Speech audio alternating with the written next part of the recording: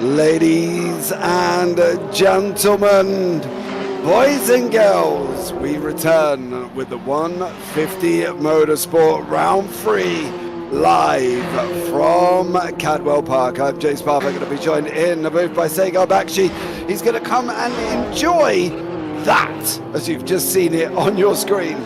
These cars absolutely jumping through some of these corners, and what an epic timeout it was on Donington Park last time. And well, Jake Hewlett, he went and took the win and is now top in the standings on 25 points. Alex Sprenge in second, Gary Cooper in third, with Teddy Cooper in fourth, then Chris McIntosh, Hayden Gray, Jack London, Amosa in eighth, Philip Ruskin in ninth, and Aaron Beattie is in 10th place. It's been a very, very interesting time sitting here watching these cars practice before we go into 15 minutes of quality, and then we've got that 30-minute race. Cadwell Park, renowned for being very, very tight. You can see it there.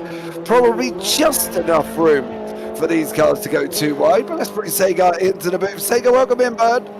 Thank you very much, James. Thank you very much for having me. 150 Motorsports. This is going to be a world of a time.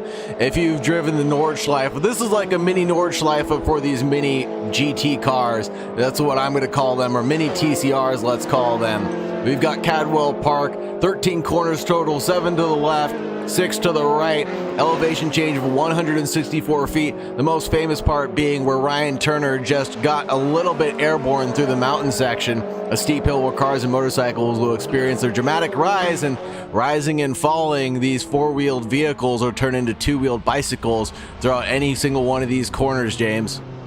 Yeah, I think that's the thing with Cadwell Park as well. It's so tight, dude. Like, no room at the inn. You can see coming through here, they're literally gaining air at full pace, and it's very, very difficult indeed as they go down through the hairpin, coming into the barn now. And then on that run down that start-finish line, if we can jump on board with Ryan Turner and see the young man do a lap, that would be absolutely amazing. So we're hurtling down the front stretch now over the start-finish line and then through the left-hander of Parfitt. So after that, we've got a right-hander here called Charlie's. Through we go over the right-hander, up over the crest of the hill, now running around Charlie's all the way around to the right. Now we've got this long run up the park straight. This is flat out full beans, as much as these little Fords will give you, which isn't a lot. It's 150 brake horsepower, 130 mile an hour. On the brakes we go down through the right-hander of Park, over the curve, take it a little bit more, through the next right-hander of Chris Curve. And now this is going to be the little bit of a tight run. We've got to go through the gooseneck on the right-hander here.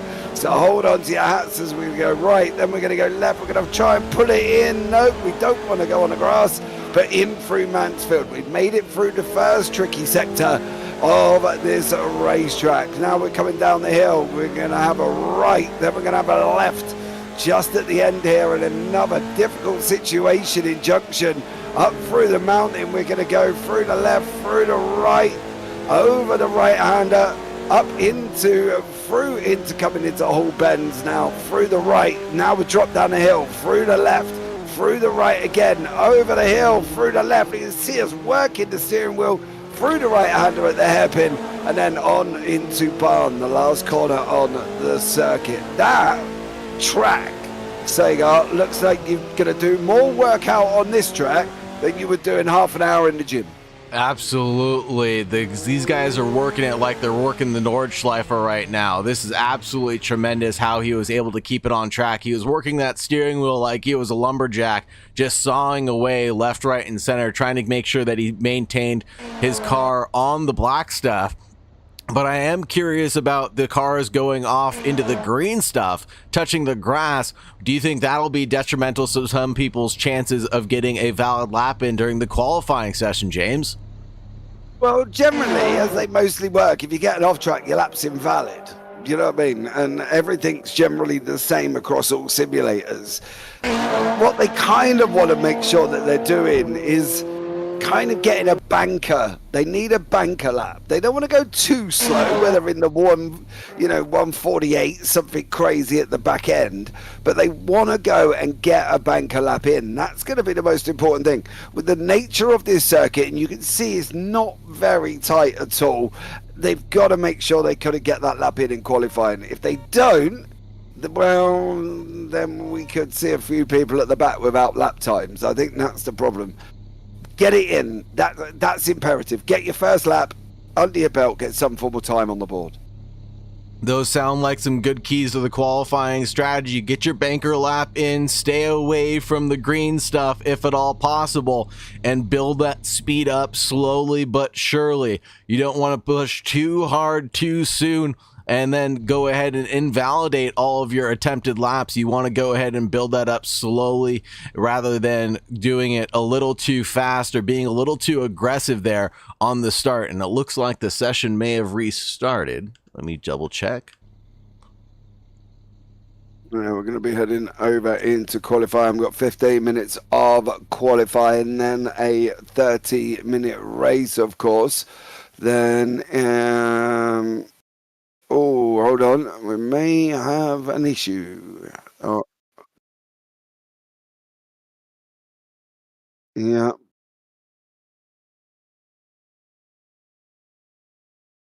Just give us 2 seconds, guys, while we change into qualifying.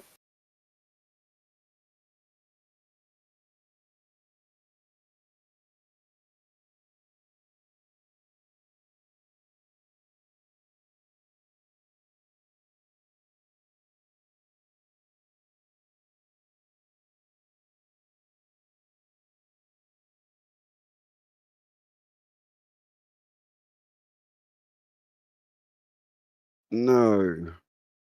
Looks like we may have some technical issues that we are trying to wipe out in the background. We have now changed over to qualifying, I believe. I know there was a couple of people that may have had an issue, but it has changed over.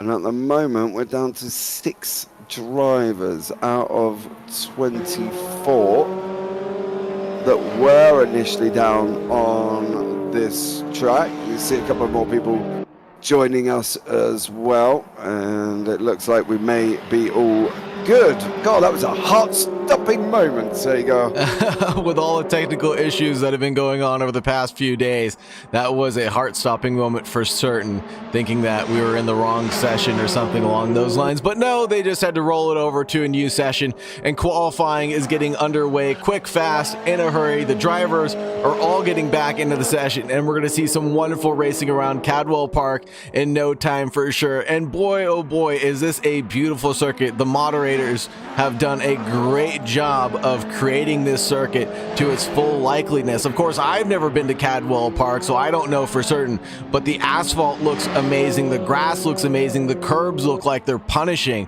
out here, and the pylons, well, they're gonna just be there for looks and show for the first lap or two, because I imagine the drivers will start taking those out very quickly. Yep, I think that's the thing, isn't it? We've got to look forward to it. I haven't driven at Cadwell, I've got to be honest. I haven't driven here. Judging by the nature as we've seen of the circuit, I'm not entirely sure I want to. It's tight, it's twisty, you get 2 cars side by side. It doesn't matter if they're Formula Vs or anything miniature in any shape or form.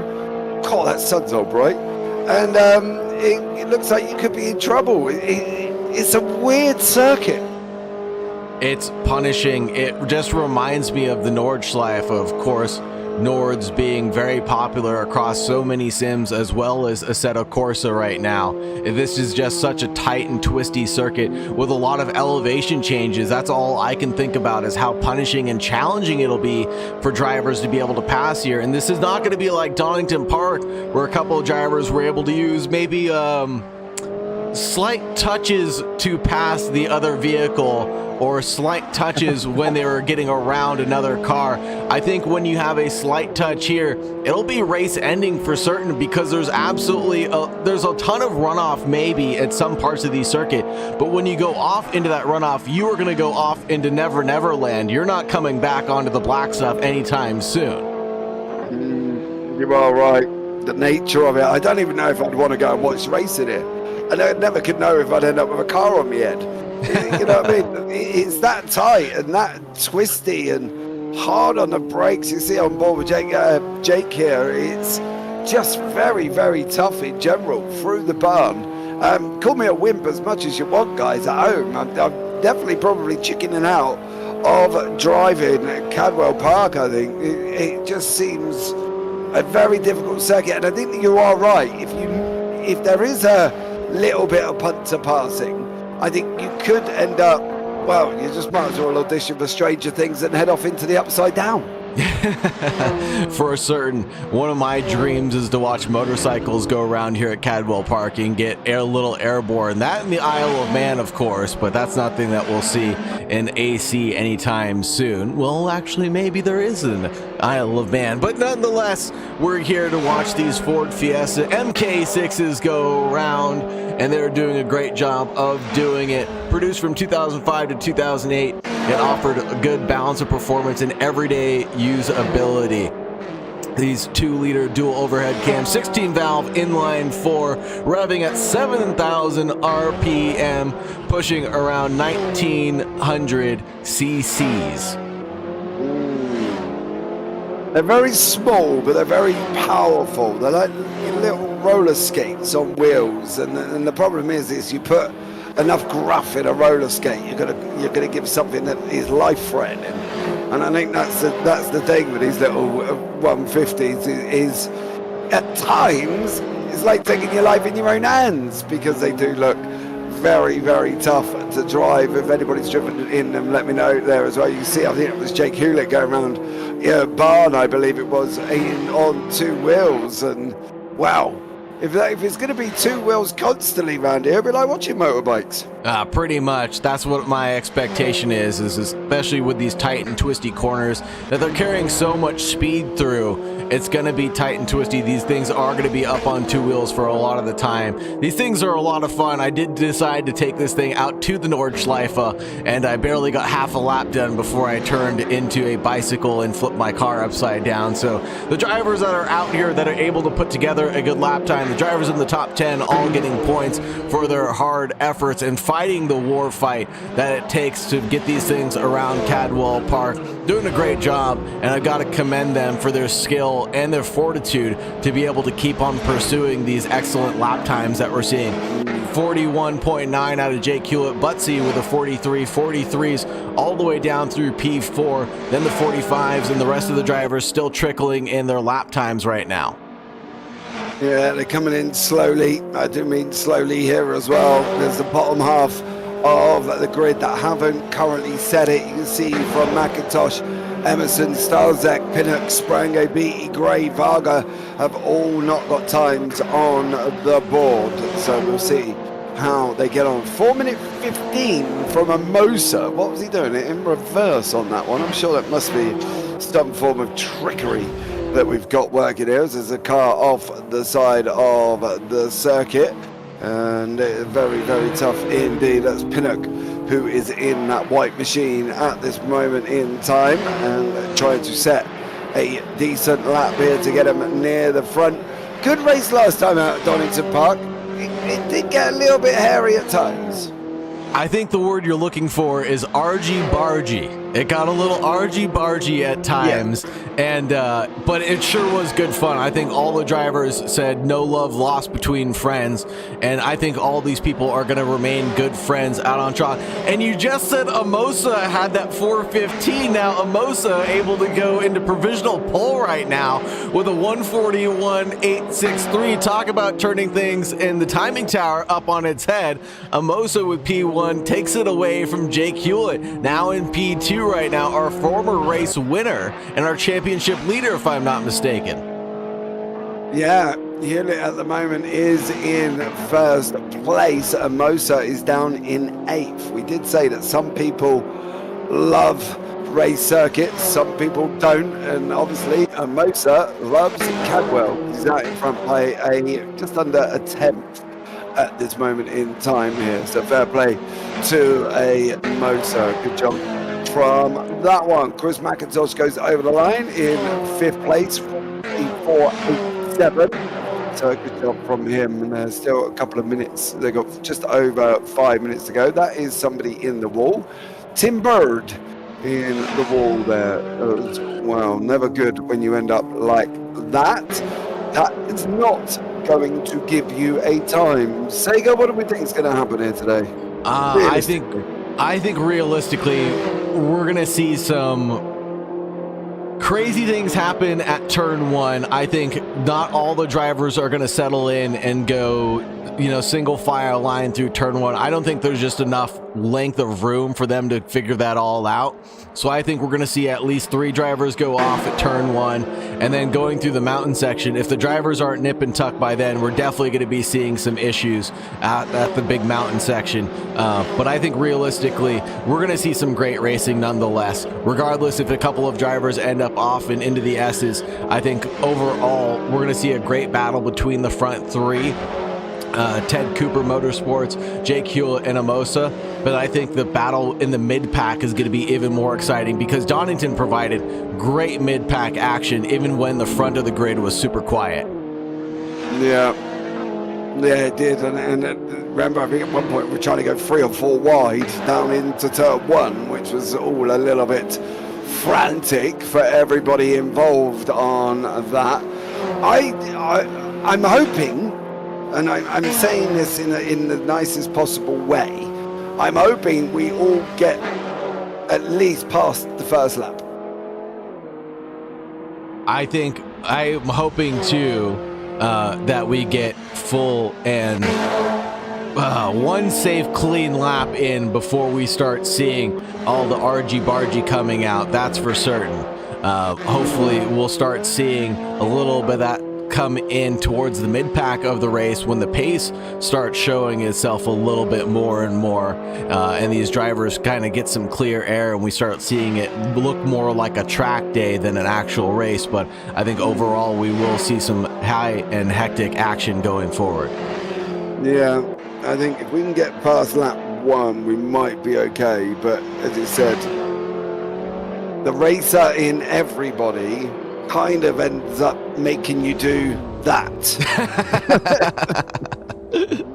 Perfect timing from Hayden Gray there. Could not have timed that better anymore, even if you wanted to. I think that's the thing, isn't it? That could be a reoccurrence. And if somebody's decided that they want to try too wide there, are we just going to have 2 flying birds off into the yonder somewhere? Oh, absolutely. There is no way that if 2 stubborn heads, if 2 immovable objects meet, that we're going to see some fireworks fly. We're definitely going to see some aggressiveness come out, and those cars are going to go straight up into the air together, side by side, and it's going to be funny to watch. And I do mean that in the nicest way possible. It's going to be funny because they won't actually have 4 wheels on the track when they touch. Most likely the accident will happen when they're airborne. So it won't be an on-track overtake. It won't be an on-track accident. It'll be a mid-air accident that we're going to end up seeing throw these cars into oblivion. And Jake Hewlett improving a little bit through Sector 1 right now, it looks like, and finding the improvement through Sector 2 as well. He's going purple Sector 1, purple Sector 2, getting to the line. Does he have enough in his pocket to go provisional pole? And he does, a 141.594 over the 141.8 of Amosa. Ted Cooper Motorsports in 3rd place with that 142.4. Amazing bicycle driving from Jake Hewlett. Yeah, stunning lap, 41.594 right towards the end as well, given Amosa literally hardly any time whatsoever to get a lap in. That view there gives you an idea of how undulating this circuit is, with that corner almost banked up into the hillside. It is absolutely nuts, and I don't know if anything faster than probably a Radical could probably handle this, Saagar. It's not like all of a sudden I'm going to wake up one day and have this crazy idea to stick GT3s here. Oh my goodness, that would be absolutely insane to see this come over to the GT3 world. I don't think that they would survive this grueling track, or even if they could, they would barely be reaching 4th or 5th gear.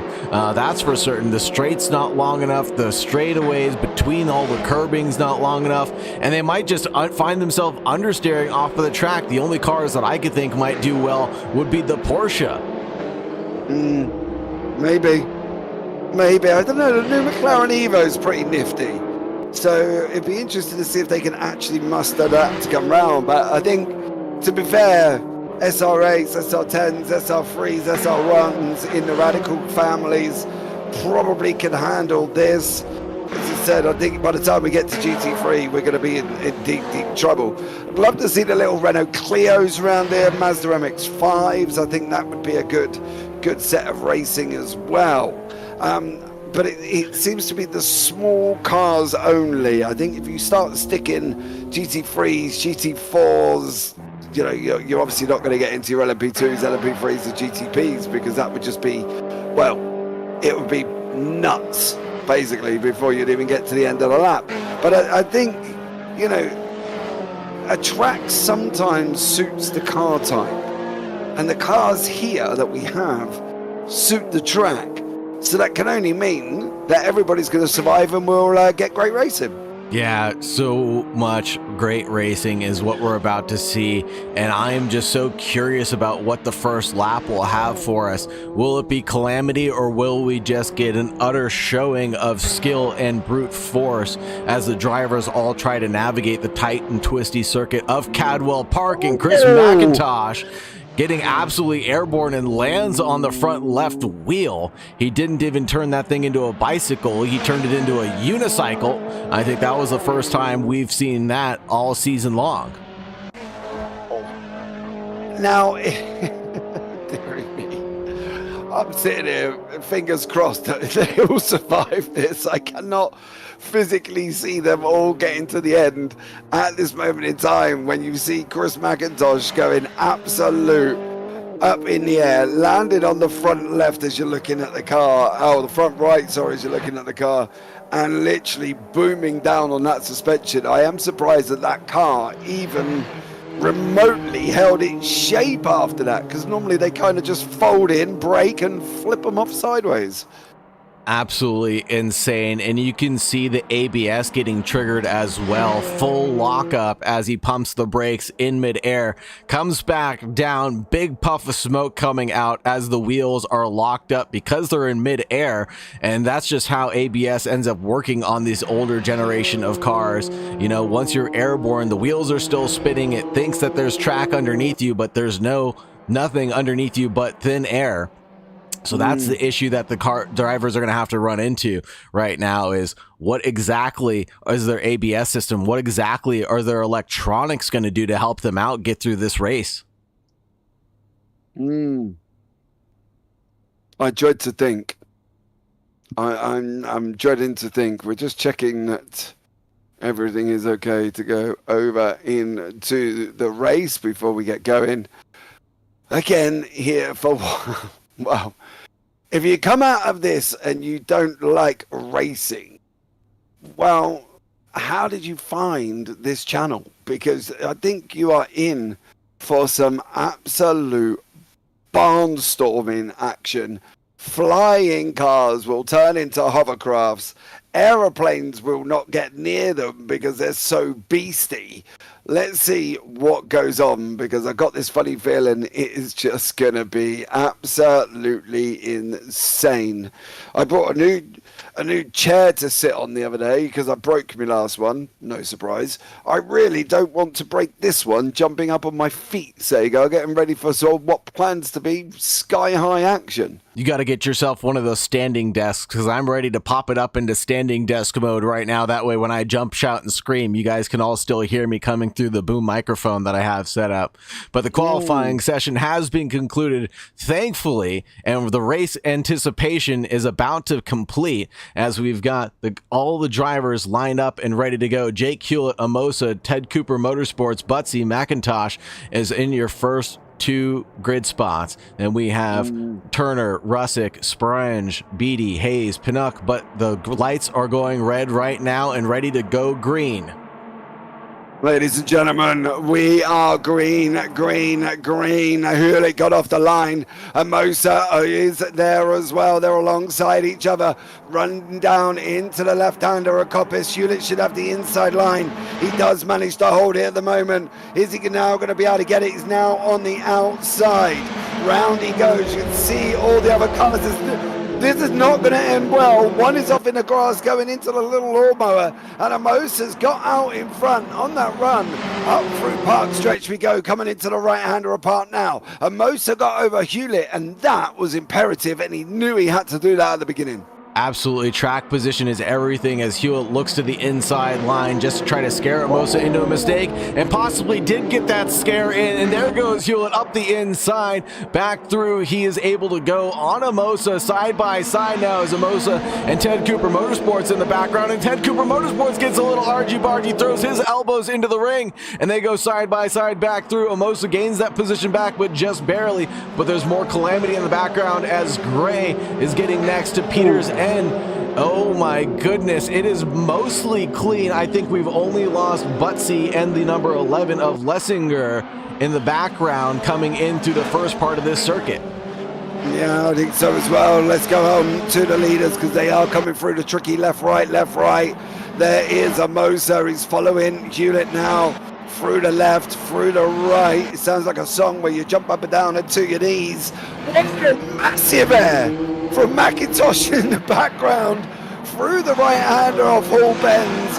Into the hairpin they go. McIntosh was, they're free wide. Don't do that.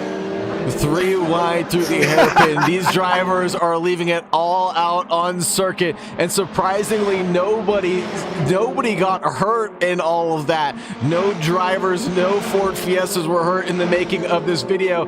Gray and Turner going side by side in towards turn 1. Will this end in tears? No! The drivers have got so much skill and so much brute force that they're able to maintain their consistency and keep on driving this one forward. It's absolutely bonkers out here tonight. Ted Cooper Motorsports 3/10 off of the good of a Mosa right now. We're keeping on board with the rest of these amazing battles on circuit because the battles have just begun, but the race has just started.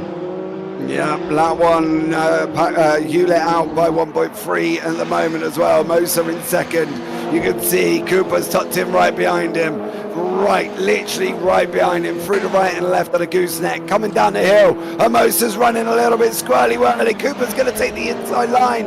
Is he going to be able to get it done? And Mosa's not. Don't loop him round. He is not going to give you room. He's not going to give you room. Don't loop him off the front end of your car. And Mosa's not giving up. Cooper's still in there as well. Through the left hand we go. Now into the right. Now this is where all of the action's going to take place. All of the argy-bargy is going to happen. Let's see if they can all survive. Hall bend at this moment through the left. Here we go through the right over the jump. They all, I tell you what, McIntosh is just going full ball ski jumper, and he's trying to go as far as he can on that corner. Everybody else seems a little bit more conservative. McIntosh, not a hope. Not at all. He is not holding anything back right now, and the only thing that I can say to that is, whoa, that is absolutely phenomenal skill that they're presenting right now, to be able to go full bore, to be able to hold nothing back on these opening laps. And they know track position means everything, but right now Jake Hewlett's breaking away with a 2.1 second lead as the cars behind have been continually battling it out. Gray starts to tumble down the order. Hayes starts to tumble down the order, seemingly having some offs, and a couple of drivers actually had to go into the pit lane, perhaps only running on qualifying fuel and not getting their full stint that they needed to get to the end of the race. That's the only thing that I can think about. But here's Lessinger actually coming back through the pack right now on a bit of a recovery drive. Started off way up the field, had an early accident on lap 1, is now chopping it up around Gurin, able to get the move done very easily, it looks like, as if he were standing still. Yeah, Gurin didn't really put much of a fight up on that one. Gray, I really cannot answer. At one point, I'm sure I saw him drive into pit lane, but he's up 10 places at this moment in time with Beattie in front of him. You can see Lessinger there just trying to escape up the road. You've got Varga going into the grass in the background, and then further up you can see the 3 cars all together there as well. Ennis, Gray and Beattie all battling it out in this little pack once more. No! Hold your brake! Don't hold your brake, you're sat in the middle of the circuit! Ooh. Beattie stuck between a rock and a hard place. It's trapped there on the middle of the circuit, unable to get moving anywhere as Jake Hewlett pumps out. Fastest laps of the race. Holy Toledos are out. Beattie gets absolutely airborne, lands again on that front left tire like a stone, locking up the brakes a little bit as they were pumping it through the air. Although you can't stop mid-air like that, they were trying to do their best. A little bit of action going on as Sperange gets tumbled down the order with a pit stop strategy. Interestingly enough, these cars, I know we did talk about this earlier last week at Donington Park. Hopefully these cars can make it the full 30. And who is that? That's Hayes. Sam Hayes is going off the circuit and into the green stuff. And he is absolutely going for the roller coaster rides. Keeps his foot in it. Stays absolutely flat out. Loses no positions off that excursion that he was on. But now once he rejoins onto the asphalt, loses a couple of positions to Gurin and to Varga. Yeah, definitely a Ford lawnmower at that moment in time. Gurin's coming right back in behind Varga there. You can see them going round through Charlie's, the long looping right-hander out on that one. Hewlett's out in front by 2.3 seconds. Cooper has got a Mosa 0.9 back. An off-track excursion again. This is Hayden Gray's battle with Emerson. Whoa. A couple elbows got thrown out there, but no love lost between those two drivers, hopefully, as Gray was able to argy-barge his way through on Emerson. A little bit of a hip check, to say the least, as he was able to pump his way through. And now that's going to allow Peter Ennis to gain some momentum and catch back up to Emerson, and hopefully get into the top 10 a little bit deeper than most. Whoa. Yeah, you say elbows, I'd probably say left hooks. As Ennis was out there as well, up on two wheels at one moment. Petey in behind him. Gray's now in pit lane on that one. We got a Mosa is closed down right on the back of Cooper. They can go right in front of you. They're coming up the middle. Cooper is in front and Mosa in second place. In third place, sorry, in behind him. And they're going literal nose to tail through Charlie's. They go off up Park Straight. These two little Fords absolutely having a right little ding-dong through the left-hander or the gooseneck, through the right. Now he's on the grass there as well. Cooper's on the grass. It doesn't, do you know what is interesting? Most people, Mosa's going side by side. They're going to bump and bang each. Oh no, there's a left-right coming up here that they're not always going to be able to make it through on two wide. Here we go, ladies and gentlemen. It didn't work.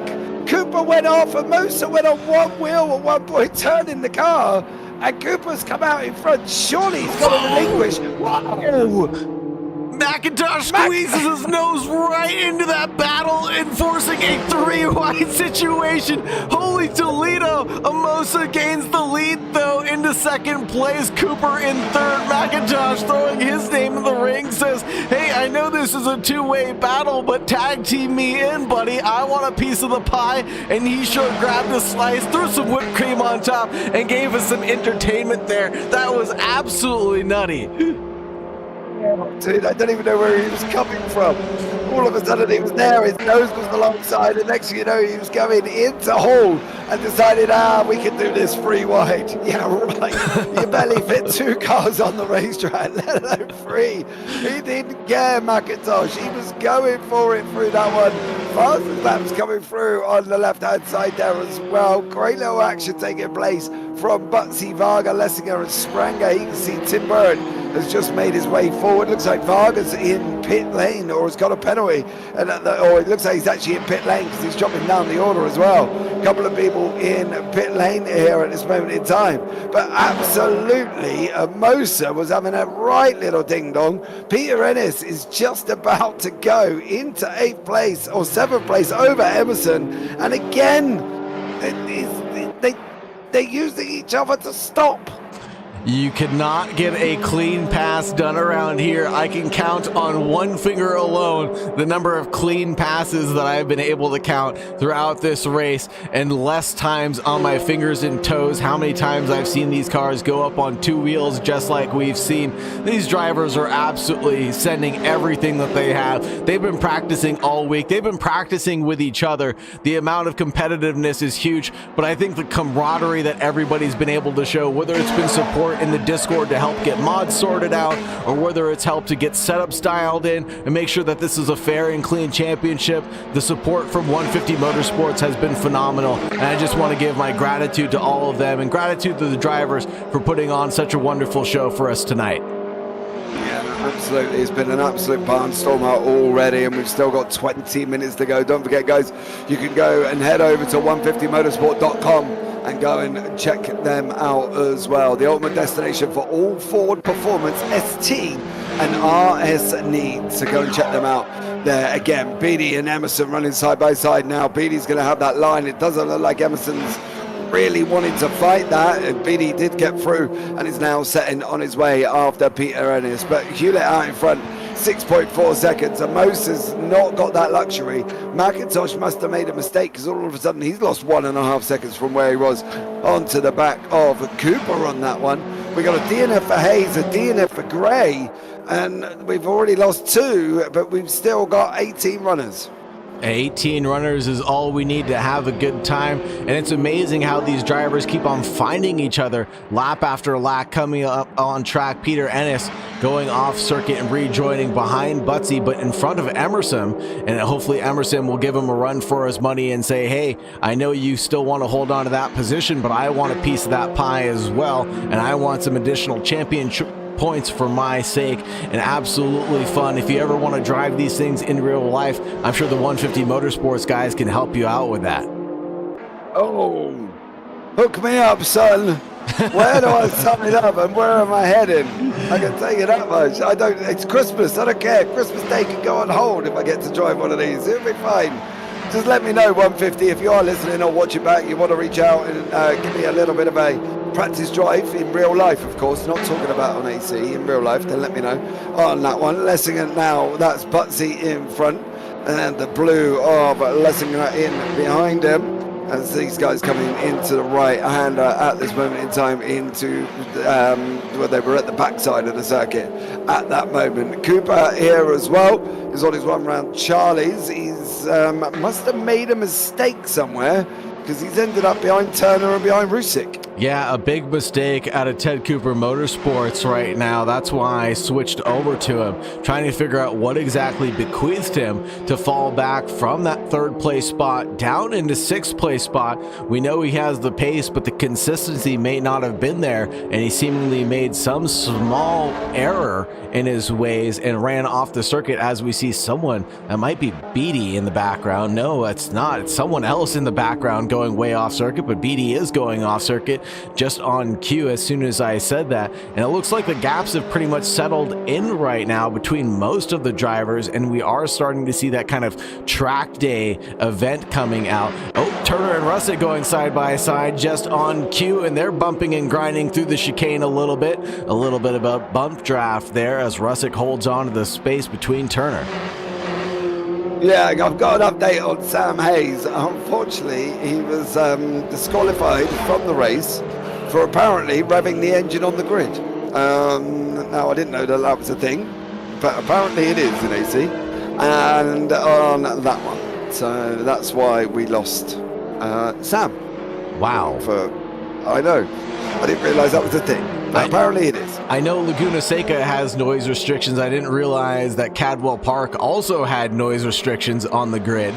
But besides that poor pun and poor joke that I made, the drivers are putting on a great show for us here today. Turner chasing down Russick, 4/10 is the gap right now, but it looks like it's closing down just a little bit as the blue and teal car chases down the all gray vehicle of Russick out in front with the racing stripes. Ted Cooper Motorsports into the pits, as well as Peters Ennis into the pits in 11th place. They're tumbling down the order. I wonder what's happening with all of these pit stops as we approach the halfway point.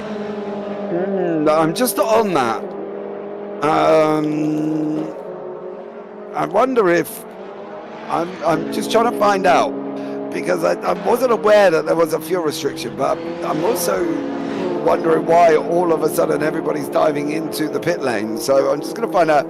Sprangay looks like he's DNF'd as well. Unfortunately, he is out. And these guys at the moment, Turner and Rusick, are the closest battle on the track through the right left of the mountain. Now watch them coming through Hall here. This is just an appreciation, I think, of the way that these drivers are going to drive. Watch this jump if they're going to do it. Bang. Whoa. Turner there now has got to get that stopped. That is not easy. Saagar, how are they stopping a car that's on three wheels, that's not even on the track at the moment they land? Trying to stop the car on one wheel when they land even is the hardest thing to do, but Turner, being a true gentleman, allowing Russick to carry that position forward, as he knew that there was a little bit of elbows out racing, and he knew that he gave him a little bump in the tushy there and caused that position to go off a little bit into the S's there. And again, onto two wheels. These drivers are phenomenal right now, and a couple of track limits violations being thrown out from Russick right now as he's going off into the grass just about at every other corner that we can see him going through. Yeah, I think that's one of the things, isn't it? I know in other simulators you've got a restricted limit. Obviously some don't run restrictive limits. They don't. It's just, go for your life, get as many as you want. Let's just enjoy the racing, and maybe that's where they're at. And I think if you start restricting people for a bit of fun, it does cause a little bit of drama sometimes. So maybe they don't have it, and Turner's making full use of it. Absolutely. You can think about sims like iRacing versus Assetto Corsa, where Assetto Corsa is really just about having fun, and iRacing is just such a highly competitive sim because of how many penalties that you could end up receiving for just going off circuit, let alone touching someone. You can find yourself getting a 4X and ruining your safety rating or your I rating just because of those small things. And I think that's the exact opposite of what we're trying to find here today. I think no one's racing for any safety rating points, things like that. What we're really looking for is the drivers to have as much fun as possible on circuit. And I think that's what we're getting, honestly, is a lot of the drivers just throwing everything they can at each other and being true gentlemen about their sports craft. They don't need to be told, they don't need to be live stewarded. They just drive their race, and they know when they've made a mistake and they hand positions back. And if they don't, well, they'll leave it on the track for next week. Yeah, absolutely. Don't forget, we're not here next week. This is the start of our Christmas break, and we head on to the 2nd of January. Sorry, I had to decipher the date, but it is the 2nd of January at Alton Park. Now, I have got a little bit of an insight here as well. Drivers were told about the fuel situation. If they have not put enough in at the beginning, they will need to pit. So that could be why we're seeing a lot of people running in as well. It could be that they've not put enough fuel in. Spectate Emerson, please, says Side in YouTube as well. We have been looking around the race circuit, but we've got Turner following Rusik at this moment in time into what plans to be one of the most exciting parts of the circuit. If you haven't watched this side, then please take a look here, because this left, this right, and then we're going to be up in the air. And I cannot hold wait. on to your hats. And I cannot wait to see these cars get airborne on board as well, to see how they navigate this three-wheel endeavor. Not too much air there for us to be able to go on board with. It looks a lot more dramatic when you're outside the car, at least, or maybe these two drivers are just keeping a little bit reserved right now. They're holding back just that little bit because they don't want to get caught with their pants down. They don't want to get caught making a mistake when they're in such a good battle right now. 142.8 and 142.9 coming out between Rusik and Turner. So nearly identical lap times right now, but they're in for a haul of points right now between 4th and 5th place. They will be getting quite a few, and the request was for Emerson to come through, and they're on board as Holy Toledo. They're chopping it up, getting through lap traffic, it looks like. Yeah, you can see there at the same time, Emerson in 7th place. That is lap traffic. We got Butsy in behind him, and then Leisinger in behind that as well. It looks like Gurin has had a issue with his car. Something has snapped on the car, unfortunately. And Mr. Ted Cooper, he forgot to top the fuel up on that one. Oh, man. There you go. The engine broke because Gurin's shifter broke, apparently. And then, obviously, when he went to shift, it broke, and he over-revved it. And it went pop. So Gurin is out, unfortunately. And Ted just forgot to put enough fuel in, apparently. So there we go. On that one, that's why he dropped down the order. But Butsy and Emerson going side by side. Butsy's looking up the inside now as well, through the right-hander of Park on through Chris Curve. Is he going to be able to, Emerson's going to be able to come back at him, or is he just going to sit in there at the moment? He hasn't got, the problem is Saagar, is he hasn't got many opportunities, is he? Not too many opportunities around Cadwell Park to get these moves done. More of a lick the stamp and send it type of move is what you're going to have to do. But he's on right now to get a move done. Looked up the inside, but it was blocked off by Butsy. Unfortunately, unable to get it through. And now Lessinger, trying to get his move down. The number 11 is finding his way past up through the left right-hander and on our way to the absolute mountain section that is the jump, where the cars will get airborne again. But now it's all inverted. Emerson now into 9th place behind Butsy. Whoa! Gee, man. If you are stood behind that fence in real life, man, I'll be holding on. I'd be every bubble wrap or something just to make sure if anybody, I'd be in one of them Zorb balls. So if a car does hit me, I'll just go flying off. And I can land safely somewhere in the field along the way on that one. But great action there from all of these guys. Rusick and Turner again, side by side. Turner has just gone past Rusick. Rusick's just gone past Turner. I'm sure we will jump up into them ones very, very shortly so we can see what the materialization was of that battle. Well, there they are. They are nose to tail. They've swapped a couple of places. Turner's going to go and make it free now out of 3 corners. Oh, no, not here. Not here. He gives Ruski a little bit of a nudge on the back end, but Turner's going for it again. Here we go on the run now, coming into Hall Bends. This is where the airborne happens. This is where the jump scenario gets going. Now through the right, through the left, up in the air. There you go. Turner giving us a demonstration. Hard on the brakes. You can hear the squeals. And literally, that's taking your life into your own hands. Absolutely risking it all, putting all your eggs in one basket to try to get an overtake done, and almost able to do so. Rusick in front of Turner. The lap times are definitely going Turner's way right now. The blue and teal vehicle chasing down the racing striped blue gray car out in front. This battle has been raging on for another 7 minutes, and we've got another 7 minutes left to go to hopefully get these positions inverted for Turner's sake.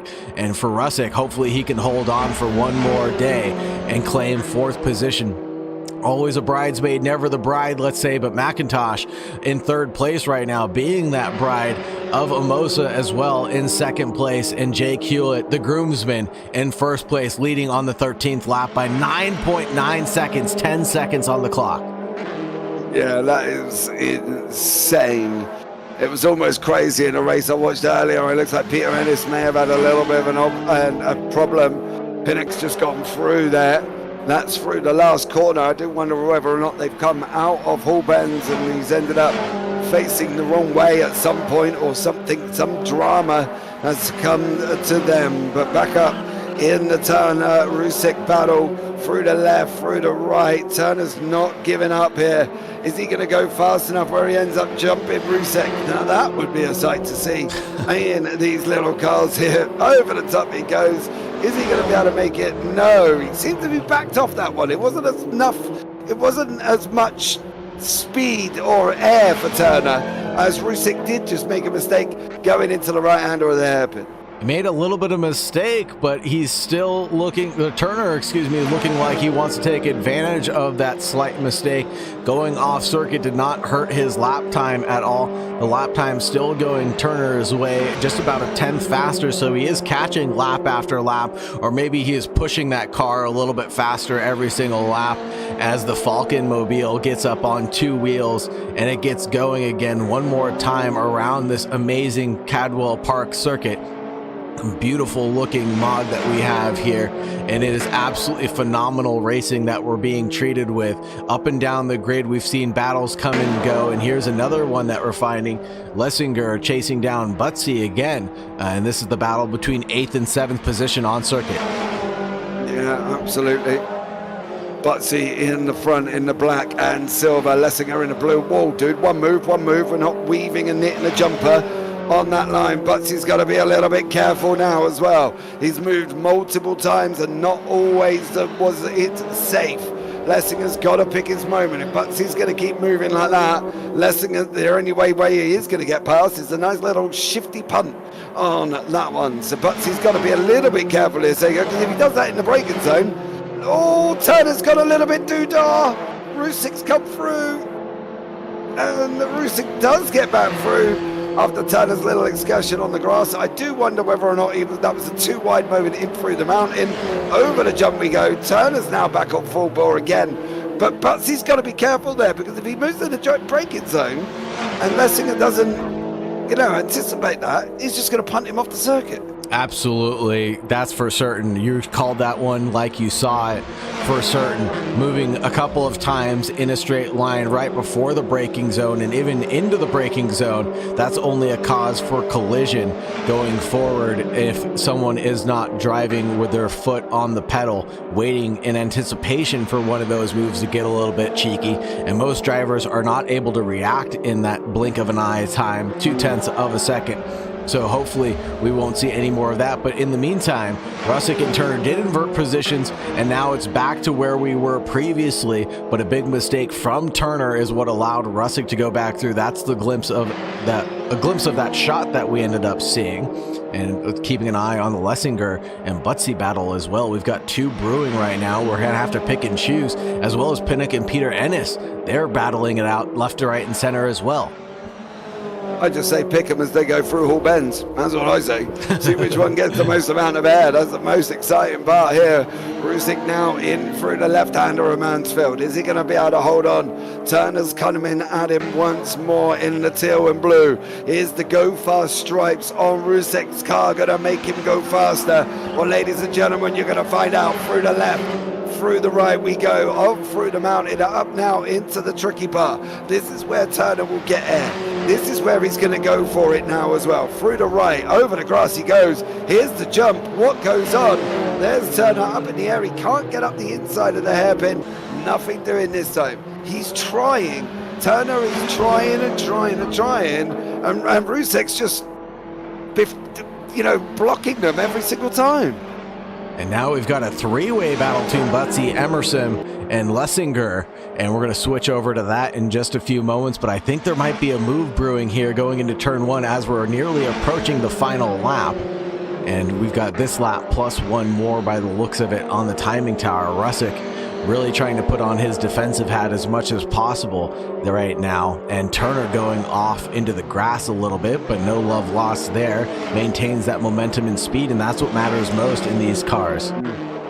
Yeah, momentum is the biggest thing here. You've got to make sure you are picking it up and trying to get that car to go forward, because if you start slowing it down, you are going to get eaten alive faster than me eating a Big Mac at McDonald's. I can tell you that much. So he needs to make sure he can keep it up and keep it going. Rusick at the moment is doing a great job. He's holding on constantly at this moment in time. He's definitely there. He's thereabouts. Turner can't get through, frustrating the living doo-doos out of him to the point of where Turner has now gone off the side of the circuit again here.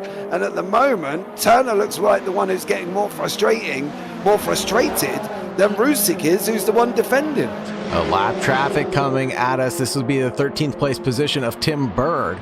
And lap traffic giveth, lap traffic might take it the way here as we come through the left, right, and the jump. Let's see if Tim Bird yields that position quick, fast, in a hurry to allow these two battling cars to go through. And it is allowed to go through, but there is a car going around. No. Rusick and Turner getting involved behind the back marker, and a little bit of more elbows out racing coming through as they both rejoin the circuit. And now it's going to be a side-by-side drag race coming down the pit straight now, and it looks like Turner backs out of that one and allows Rusick to go back through, carrying the speed and momentum forward. But now it's all nip and tuck, single file line. The gap is resumed back to where it was, 1/10 of a second separating the two drivers right now. Making a look up the inside line, the white flag has been called. Side-by-side, a wheel well up the inside, coming in through the bend now, and it looks like Rusick goes off the circuit. Can he hold on? He sure does. That momentum and speed doesn't matter to him. He's got what he needs in that top end of that vehicle, and they're going to continue to go side by side. Rusick now dips in front of Turner. Turner, no, goes back through, snaps with a late braking opportunity, pushes Rusick off to the outside, curbing, and up the inside goes Turner one more time, and now Rusick falls back just a little bit further, but they're caught back up to Tim Bird, who doesn't know that there's a heated battle brewing that's been going on for the past 15 minutes of this race. Will he get out of the way now, or will he stay in the way? He does dip out of the way, allows these two birds to keep on fighting, James. Got a leader coming over the line right now. Hewlett is going to take that victory. He does wrap it up. He takes the victory there. Amosa's in second. Then you've got McIntosh is coming over the line in third place. Let's go back to that Turner-Rusick battle because they are literally still going at each other. In through the bends once more, through the left, through the right, over the jump we go. This is Rusick's last moment into the hairpin. He can't get it stopped in time. In fact, he's got it onto the grass. Turner's, I'm not quite sure what? Yielding the position, giving it up, or has he run out of fuel? Getting to the line, I think he's run out of fuel. Coming into the final lap, he needs to get pushed back to the end of the race. No, Ryan Turner gets the absolute worst luck ever, and he needs some assistance. Someone call the marshals on circuit as he is getting passed, and he will get passed by Butsy and Lessinger. Oh my goodness, absolutely amazing race from these drivers to get the fuel wrong down to the last lap. Just did not account for that extra bonus lap or those wheel spins that he ended up getting has been the detriment of Turner's race so far. Yeah, is he still there at the moment? That's the problem. He's gone. He's still rolling. He's still rolling. He's still there. Bussy goes past him. Says, I'm not going to give you a push. What about Lessinger and Turner? Are they going to give him a nudge as well? Lessinger's having his own little battle. They're going straight past him. Ryan Turner, all I hear is all by myself. I want to be all by myself. Bless him. On the grid. Let's pick up on Turner, who's just sat there begging for somebody to go. He comes back to the pits there as well. Turner out of fuel, and unfortunately he is done and dusted on that one. But Hewlett again taking another victory, 2 out of 2 that we've seen, with Amosa in second, McIntosh finished in third, Rusick in fourth, Butsy grabs fifth, Lessinger down in sixth, Emerson in seventh. Turner effectively is not finished yet, so realistically I would have thought he'd still hang on to 8th place, but I'm sure he should drop down to the end. I think if Peter Ennis and Pinnock have also finished, Varga, Tim Bird, Beatty, Starzek and DNFs of Gurin, Ted Cooper, Sprenge, Hayes and Gray. That was just absolutely insane ending to this one, and we're going to pick up on the interviews here as well, and unfortunately I'm not, because I can't move him. I'm hoping Sam's in the chat and can hear me and can move him down, because I am not able to move Jake at this moment in time. Saagar, I don't know if you can move him. Let me give it a shot for the interviews. I know I want to talk to a few of the drivers, and hopefully we'll be able to do that. I want to talk to Ryan Turner, most importantly, first and foremost. Let's see if I can move Jake Hewlett down there. No, I cannot move him down, unfortunately. Looks like Hey Sam is here, able to give us a bit of assistance now, as it looks like the session. Yeah, let me just make sure. And there we go. There's Hewlett. Jake into the booth. There is Jake as well. Another victory.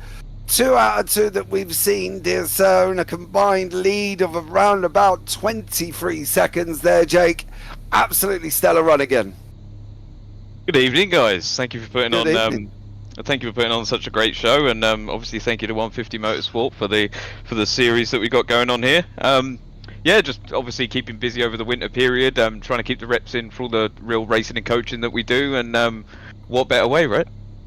Well, to be honest with you, Jake, I don't really know if you need any coaching. You know what I mean? You've gone out and you've wrapped up the wins. You're leading the championship. You know, how? Why?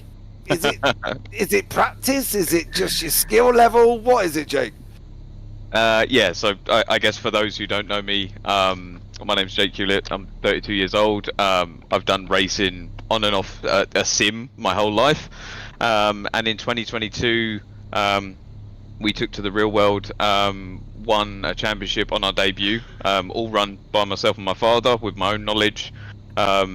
I can do everything. I can set up anything from a tin top to a GT car, and also coach the people to do so, right? So I started out coaching people on the sim, and now I'm coaching people in the real world, as well as doing real racing and sim racing. I mean, yeah, it's mega. And obviously it's nice to be driving against such great people. There's a great bunch of guys in the series so far, and obviously a lot of people out here pushing real hard and keeping me honest. However, you being out front by 20 seconds makes it a little bit easy for you, Jake, as well. Listen, Christmas break now, buddy. This is where we all go away and get nice and fat on turkeys and mince pies. Alton Park next. What do you reckon? And how's it going to go there? Yeah, obviously winter period now. I'm out again Boxing Day because the grind never stops, as they say. Yeah, look, Alton Park's a great circuit. I'm a big fan of it as well. Obviously, we have to go back to the drawing board again and just keep pushing on and finding that extra bit, because everyone here is pushing real hard. And yeah, just wanted to say thanks and congrats to all the other guys. Like, really great pace, clean driving, clean racing. And if I don't speak to them beforehand, obviously have a great Christmas and a New Year. And I look forward to seeing you at Alton Park. Yeah, absolutely, as well. Well, Jake, I was going to ask if there's anybody extra you want to shout out in the meantime.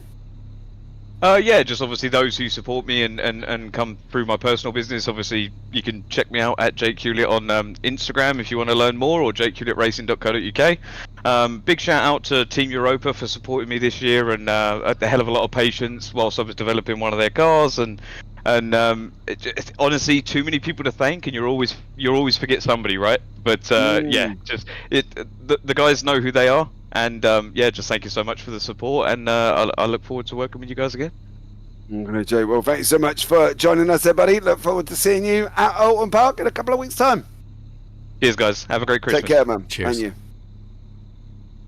Oh, there you go. That was Jake Hewlett there as well. Doesn't look like we're going to get joined up on this one. I know Sam is just trying to get to see if anybody else wants to come in to the booth, so we're able to get people, but it doesn't look like we are on that one. Let's give them another minute. Great racing, Saagar. Great racing. No, absolutely not. It was amazing racing that we were able to see. I gotta say this time and time again, best job I ever had is commentating on sim racing, commentating on any racing whatsoever. I'm a race fan. I'm a race fanatic. I will watch anything go around in circles. You give me a rat in a box, I'll watch that thing go around in circles. I don't care. But this has been such a treat to watch. The level of competition, the level of skill, the competitiveness has been so high and hectic here. The amount of drivers that were able to go side by side through such a tight and twisty circuit, it is like they have practiced this before. And that's one thing you will never get to be able to practice by driving around solo and doing hot laps, is how do you drive when you're offline? How do you drive when you're stuck behind someone and you can no longer see the braking marker that you've been using for so long? Think about Nords, think about Spa, think about Hungaroring, think about any circuit, including Cadwell Park now. When you're stuck in behind another car and you're only able to look at your peripheral vision, what are your brake markers going to be now going forward? You no longer get that speck of dirt on the asphalt in front of you. So it seems like these drivers have worked together so much in practice, in training together again and again to make sure that they're able to pull off these moves very cleanly. And we saw more clean racing than I thought we were going to expect, that's for sure, which only goes to show you how qualified these drivers are to drive these MK6s. Yeah, absolutely. All right, guys, that's going to wrap it up here as well. Thank you so much for joining us on the JPB YouTube channel. Don't forget, like, subscribe, and turn on the bells. We've got the Radical Race Series coming up. They're starting their new season tonight at Mugello, so join us for that one. We're going to be live in about 50 minutes time, and then we've got main sim racing, the ovals at Richmond, the 100 laps at Richmond. You can come along and join us for that one. But it's been a very great evening of racing. I've been James Parfitt. I've been alongside Saagar Bakashi, and as always, take care, have a great week, and you never know, we might see you on the track sometime. Good night.